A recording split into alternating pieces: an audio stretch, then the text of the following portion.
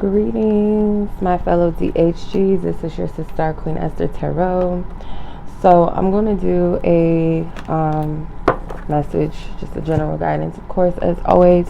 But I feel like there's just a subtle message that wants to come through as well. I'm going to live stream on two different, actually I'm not live streaming on here, but this one. So so I do get that there is a message that wants to come through as far as those of you really heavily into purpose, or really into trying to discover your purpose or your place within that, or just readjusting or realigning with that. That energy has been coming up quite often in discussions, and just within myself, and I've noticed questions as well too, as far as purpose and how to really walk in that purpose. What is my purpose? Is this what I should be doing? So on and so forth.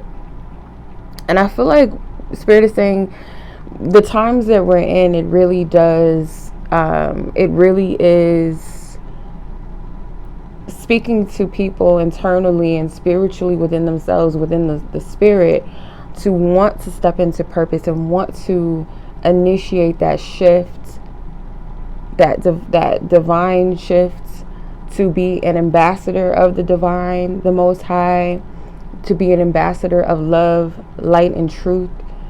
And I feel like at this time, it is a spiritual battle. It's a lot going on in the world. It's always been something that's trying to cut my throat chakra off. Yeah, I rebuke whatever that is right there. We cutting that right off. I'm going to speak my truth. I'm going to speak the divine truth, matter of fact.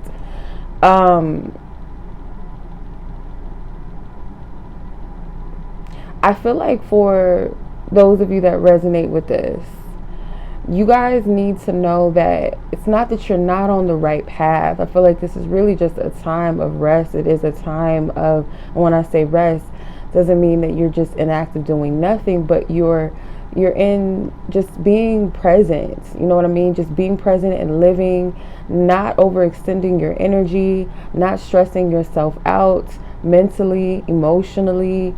You're tuning into spirit. You're taking time out to live your life. You're taking time for yourself in between, of course, as well.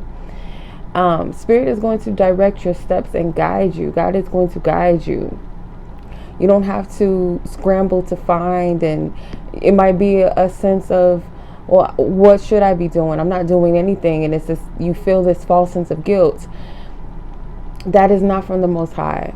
Okay, when it's time for you to walk, or when it's time for you to live in purpose, you can even live in purpose just by doing every average day things and touching somebody's life. That's still being in purpose. It doesn't have to be this big grand scale of something, but for those of you, within yourself, you're called to something. And I feel that, and I've been hearing this message as well from other prophetic voices, really saying this, that there is a shift when it comes to media influencing, or the influencers, the social media influencers that promote capitalism and promote materialism and promote self-glorification, self-worship, worshiping idols such as money, beauty, all these things that are superficial. Those influences and those authorities as well are being replaced. Will they still have some levels of power? Of course. It's a battle. It's a spiritual battle. Of course, there's going to be those that are ambassadors for darkness versus those that are ambassadors for light, God's truth, divine truth. There's always going to be that battle there. But there's a shift in influencing.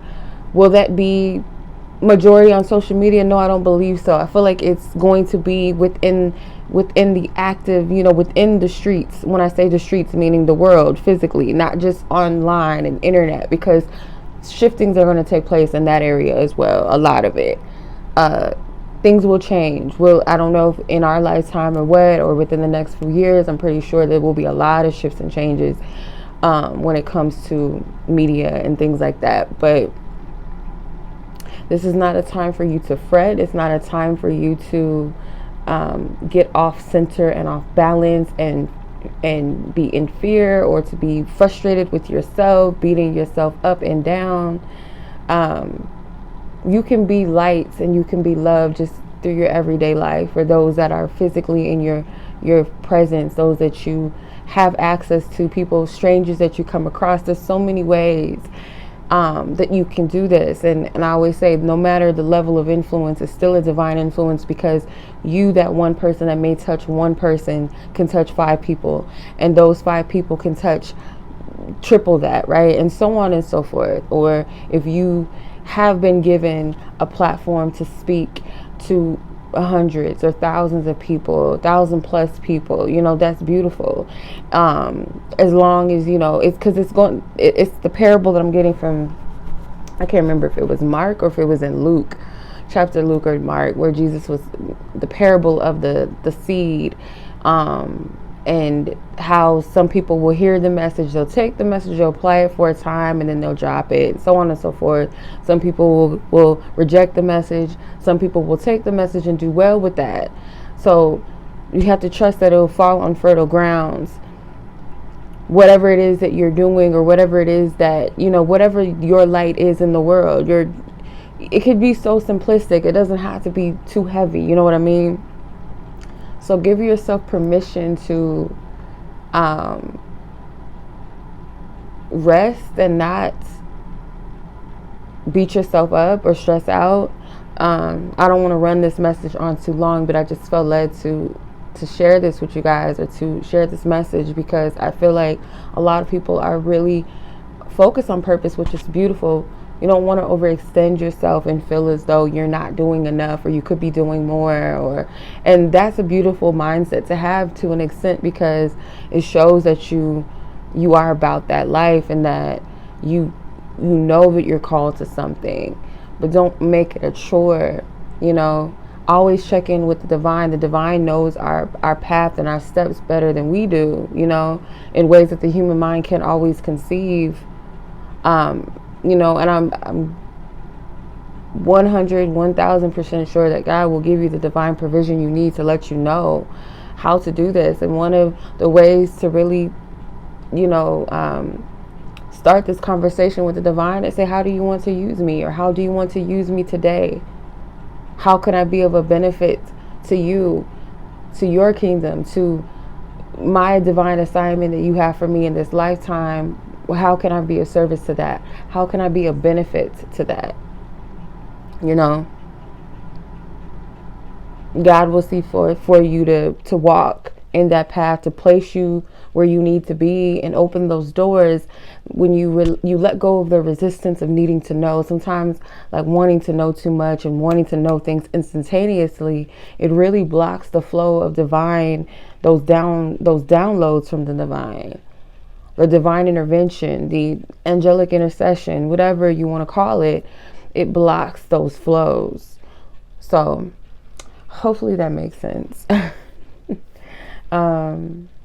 I think I'm just going to do like a separate, I guess you can say this is just the message, no cards, no nothing, but someone needs to hear that. And definitely for those of you that want to work with children, I'm hearing specifically, like, yes, it's a time where children really, and I feel like that's why a lot of us, for those that have been drawn to inner child healing, as a healer, as a divine light, you are most likely, that's just the thing. You got to go through the process of healing.